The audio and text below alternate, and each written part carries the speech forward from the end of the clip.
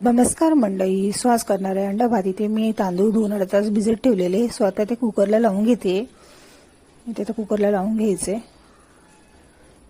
झाकण बंद करून गॅसवर ठेवते. 3 ते 4 शिट्या काढून घ्यायच्या.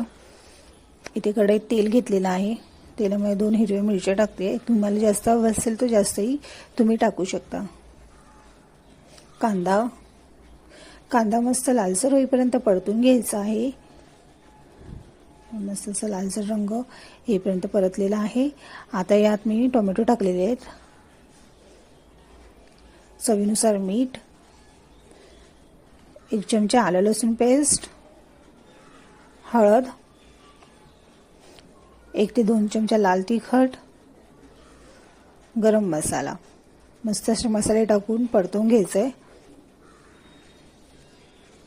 2 ते 3 मिनिटं असं परतवून घ्यायचं म्हणजे मसाले चांगले शिजतात. आता यात मी 2 ते 3 अंडी फोडून घेते.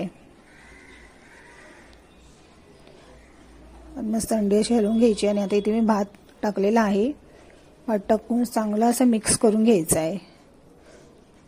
इथे मस्त भात मिक्स करून घेतल्यावर कोथिंबीर टाकते. कोथिंबीर टाकून चांगलं असं हलवून घ्यायचे. मस्त असा आपला भात रेडी आहे. मस्त असा अंडा भात आपला रेडी आहे.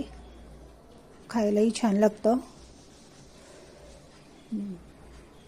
हे बघा इथे मस्त असं दिसते की नाही, सुंदर.